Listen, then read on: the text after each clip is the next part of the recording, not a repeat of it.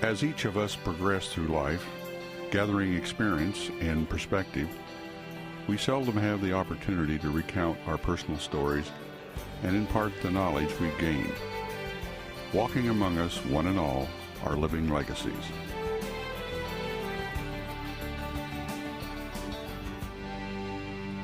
Welcome to another edition of Living Legacies. I'm Tom Morrow, your host. Today we're talking with Oceanside Lawson Chadwick. He's a retired railroad man, and welcome to the show, Lawson. Thank you, Tom. And in honor of you, I wore my railroad tie. I know there's about 200 former railroads on there. We're down to about 7 in the United States now. I was going to say that the B&O was the first, and it went up from there through the 1800s, 1900s, and we've just almost lost all of them. They've all merged. It's a shame. There's no competition in the place anymore. I grew up in a little town in Iowa that had where the Rock Island and the railroad crossed, and they had a tower to direct traffic and everything. But the Rock Island, of course, as you know, is no more, and they ripped up all those tracks. And somebody said there was an effort to rebuild the Rock Island, but I don't think that'll ever happen. I don't think so. We've seen very few rail go back into service once they're torn up. Once you lose it, it's gone forever. Yeah. That's the reason that our track from Oceanside to Escondido has been preserved. We're able to put rapid transit on it. Mm-hmm. Mm-hmm. Well, now you were born in Shawnee, Kansas? I was born in Shawnee Mission, Overland Park, Kansas. They were together at that time. Two parents who were Native American. Mm-hmm. Now it was 1937? 1937, uh-huh. And just before the war. Okay, and you went to school in Shawnee, elementary school? I did. And then after the war? During the war, my father went into the Army, mm-hmm. Fort Leonard Wood, and we went to live with my grandparents about 30 miles south of Kansas City, a place called Lewisburg, Kansas. Now, was your dad a railroad man before that, or was he ever a railroad No, man? He was never a railroad man. What did Dad do? He was, in those days, you could be an apprentice. So he was an apprentice in a law office. Mm-hmm. And he got he took the bar and everything by being an apprentice in a law office. They wouldn't allow that today, I don't No, think. well, I think some southern states you can still be an apprentice. So he was very proud of that. He worked for Tom Pendergast and Harry Truman in those days. And well, that's a story in itself. That's a story in itself. Now, how did you end up in Lincoln, Nebraska? My father took a job with a drug company as legal counsel in Lincoln, Nebraska. Mm-hmm. Well, now we share that in common. Right. My family was in Lincoln during the war, and for a short time, 43 to 45. Now, you went to high school in Lincoln? I went to high school, and I did. What high school? Union College Academy. Mm-hmm. There's a Seventh-day Adventist college called Union College. Mm-hmm. It's in the College View section of Lincoln. Mm-hmm. So, how did your love for railroads come about? In the summertime, I was looking around for a summer job, and a friend of mine across the street said that they're hiring people who work on the track. Mm-hmm. So section gang, yeah, or gandy dancers. Uh-huh. So I went and applied, and they said, no, if you were Native American, we could hire you. But we have an agreement that we'll hire nothing but Native Americans. So I said, I'm Native American, so they hired me. Well, which was the truth. Your grandmother was a full-blood Shawnee? Yes, she was. She was the last Indian to die in Shawnee Mission, Kansas. Mm-hmm, mm-hmm. Now, Lincoln is still a big railroad center. It has a big hump yard. Trains come into Lincoln from the north, from Ravenna and Grand Island, Nebraska. And then they come in from Denver via Hastings, Nebraska. And then they come in from St. Joe, and then they come in from Omaha. Now, the train that would go through where you lived in Creston would come out of Chicago. And in those days, it was called the CB&Q, Chicago, Burlington, and Quincy. That's actually the railroad I started. And then it was merged into the Burlington Northern. That was the first passenger car I ever rode on, was the Burlington out to Alliance, Nebraska, through Lincoln. And, right. Explain what a hump yard is.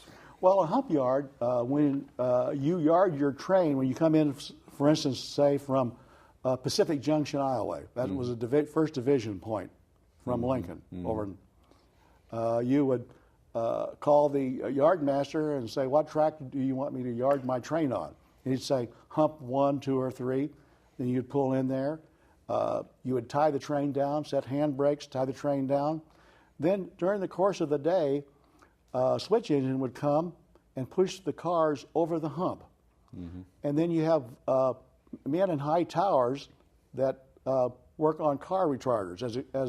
As you use the gravity that God gave us, the cars go down into a hump yard.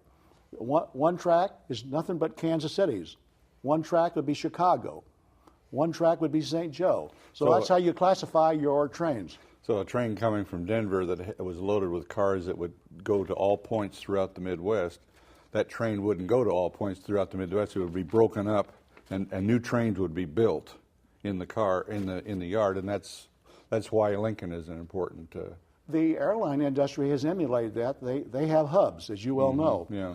Almost all transportation uses the hub system. Instead of the equipment going, the people. That's go right. To the equipment. Yeah. That's right. Okay.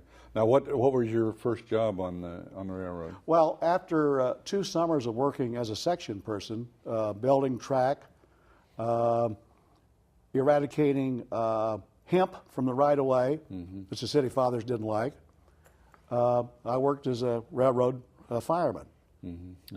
Eradicating hemp. Yes, in the summertime, one of our big jobs working on the section was taking a scythe and cutting down hemp, because the people the Chinese who had built the railroad, they'd planted marijuana along the right-of-way. And the city fathers didn't want the young men and women of Lincoln going out there and harvesting the hemp. Had they discovered what to do with it? Yeah, they had. They had. Okay, all right. Now, you had mentioned to me earlier that you worked in the yard building boxcars? Repairing and building? It took quite a few years to get enough seniority to work year-round as a railroad fireman. So on occasion, I would be laid off. So I had there's shops in Lincoln, Nebraska, where they build boxcar called Havelock Shops. So a couple of winters, I worked as a railroad carman building boxcars. They would heat the rivets up. They would actually throw them. You would catch them in a mitt and then put them in the side of the car. Then a man would, with a air hammer, would flatten them down. So you do that all day long. You think you were in the military. It sounded like a machine gun going off. The railroad gives new meaning to union, and because that's one of the original unions in America, and seniority meant everything. Seniority meant everything. And you had to be a member of the union to work. Right? Absolutely. Even if you were in a right-to-work state, you still had to be. Nebraska is a right-to-work state, but federal law supersedes state law. So we come under the Railway Labor Act. At the turn of the century, 20 or 30 men a day were being killed on the railroads. So the Congress enacted real stiff laws to protect railroaders because so many of them were dying. When you went to apply for a job, if you weren't missing several fingers, they wouldn't hire you because they would know you weren't experienced. You were lying about your experience. Well, now, you ended up, the next job you had was as a fireman on one of the old steam engines. I worked as a fireman. We had both oil and steam engines. In the yard, we mostly use steam engines. On the road, we use the oil. My first trip was as a student fireman. I went out with a sports shirt on and good pants, and I didn't expect to work. But at the first stop where we took water at Crete, Nebraska, the regular fireman, got off. There was a big Cadillac pulled up there in the parking lot in Crete, and he said, "I don't like this job. It's too hard." And his mother said, "Get in this big Cadillac," and they drove off. So the engineer looked at me and he said, "Boy, you think you can put a fire in this engine?" And luckily I did, because I didn't have to wait the 2 weeks normally to get on the seniority roster. They put me on that day. You ended up as a conductor. As we were talking earlier, there was a labor board, 282, that got rid of the firemen in the United States. The union made the best deal they could. They kept 10% of all the jobs. They kept firemen on 10% of all the railroad jobs. Well, that was quite a controversy when I was a kid. I was saying the steam engines used to go through my hometown, and in 1953 we had a terrible drought, and every time a steamer would come through, either on the Milwaukee or the Rock Island, it would set a string of fires all up and down, and the farmers were, was burning up their fields and everything. So they went to diesels. Now that was one of the reasons the firemen kind of lost out, was because the diesel engines didn't need a fireman. In the old days, they call it double heading. You'd see maybe 3 or 4 steam engines on one train. That meant an engineer and a fireman on every one. To gain more productivity, they went to diesels, because it only took one engineer and sometimes a fireman. So to have more productivity on the railroads, they dieselized as fast as they could. So actually, the firemen dropped the ball. They should have called themselves, like on an airline, assistant engineers. Well, that's where the term feather bedding come in, wasn't it? That's exactly right. The firemen, they... Oh, every day there was stories about feather bedding. Men would take off, and we were our own worst enemy. Yeah. We would leave early. We would take off. They caught firemen fishing, and they would end up in the paper. And I was pretty active in the union. I would beg our employees, don't take the bait. Stay there and do your job. So how did you become a conductor? How did you get into that? Did you see the handwriting on the wall? And they allowed everybody that was cut off, didn't have 10 years of service, and fit into what they call those veto jobs on this Labor Board 282. So they allowed us to exercise our seniority as conductors. So that's when I did like Horace Greeley. I went west. You ended up in Needles? I drove out to Needles. I looked around. I said, "My God, this is not what I'm looking for." How long did you have to work in Needles?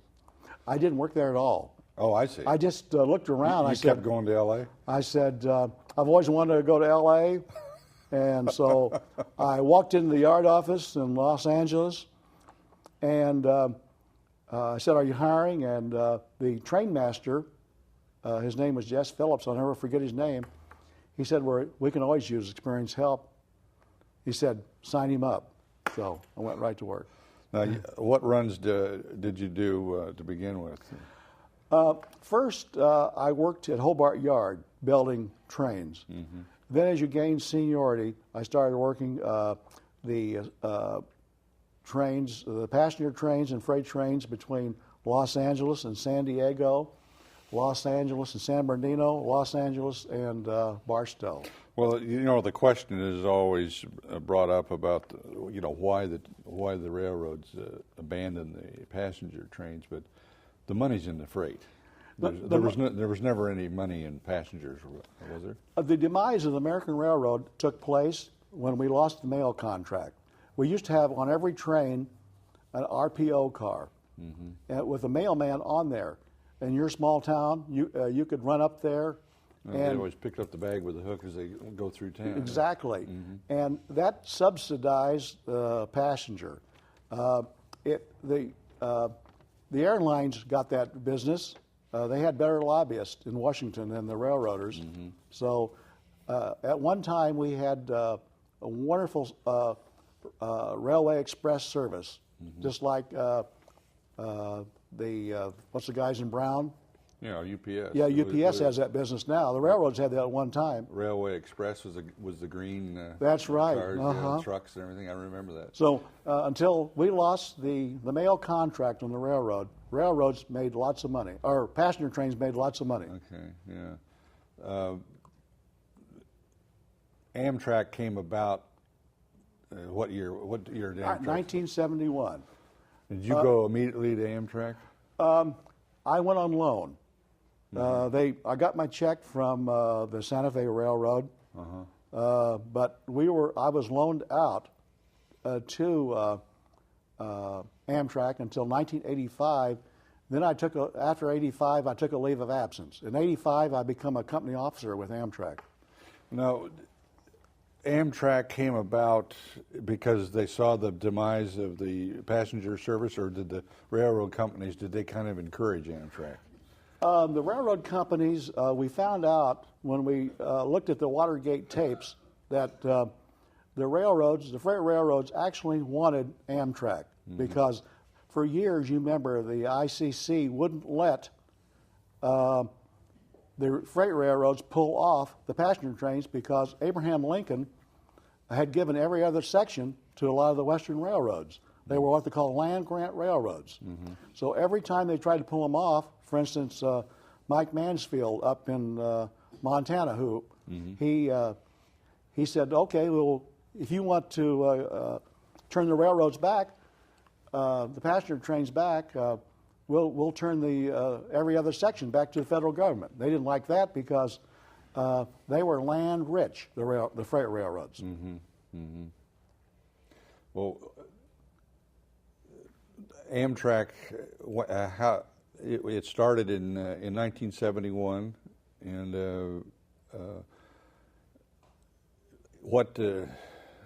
it started in 1971. But when did you start to work for Amtrak? I actually started in 1971, working between, for instance, Los Angeles and San Diego. Previous to that, I'd worked the passenger trains, and they let anybody that had passenger experience go on loan to Amtrak. So we had a really good service before Amtrak. For instance, we had 12 and 14 cars, race trains that go into Del Mar. There's a Y there, and we'd pull in, and people from Hollywood would be in tuxedos and furs. And we would pull them in there and sit there and wait. And then for a few years, Amtrak did that after they took over, but that business finally evaporated. Well, on this recent trip that I took, and I got on the train in Oceanside, and I have to tell you, it was quite delightful to be able to just stroll onto the train and very leisurely go up to Los Angeles to Union Station, and then, there was about an hour wait, and then I moved on to the Southwestern Chief, which goes to Chicago. I had a sleeper, but it was I only lost 2 hours between Los Angeles and Chicago, and then going from Chicago to Washington, D.C., I lost another 2 hours. For train travel today, that's not bad. That's really good because this country has never really taken rail travel serious like they do in Europe, where if you're in Brussels, for instance, you can take out your watch and set your clock by it. And you can't do that in this country. If you miss a train in Spokane, Washington, it'll be 24 hours before you can catch another one. Yeah. Well, in fact, between some European cities, it's faster to take the train than it is to fly. It is. It is. We're starting to rediscover, with the high gasoline prices in this country, approaching $4 a gallon, we're starting to rediscover the the train. The coaster is setting all records now with passenger. Now, we'll talk about the coaster and sprinter in just a minute. But Right. what about this so-called proposed high-speed train from San Diego to Sacramento and Los Angeles? Is that going to work? They've been talking about that for years. They've been trying to get an initiative on the California ballot for years. And just about the minute they think they're going to get it on, something happens. Schwarzenegger wants them to hold off another couple more years. We'll never see it. You and I will never see it. Yeah. No, the sprinter. What do you think about that from Oceanside to Escondido? I think it's wonderful. I remember when BART went in, people said it'll never work. It'll just be a drain. They said that about the coaster. They said about the coaster exactly. When the people took the bus, I was the first conductor to go out on the coaster. Is that right? And the people, there was a certain bus, I forgot the number of it now, because they were so disgruntled, the North County Transit gave them a free bus pass the first month just to try the coaster. After a month, they wouldn't go back to the bus. They were so in love with the train. Well, I remember when the coaster started here a few years ago, and it was, there'd be 5, 10 people in a car, and now you have to fight to get a seat. Well, we know what's happened to the freeways. It's just it's impossible. Now you retired from the coaster. What I year? was the first in 2000. I retired off of the you were the coaster. first I was the first conductor. I was the first conductor to take a train out on the coaster and the first to retire. Now, were you working for Amtrak when you? Did they have the contract? Amtrak had the contract at that time to run the trains because when the coaster started, they had no conductors, no engineers, no dispatchers, and at that time the dispatchers were Amtrak, the engineers were Amtrak, and the conductors were Amtrak.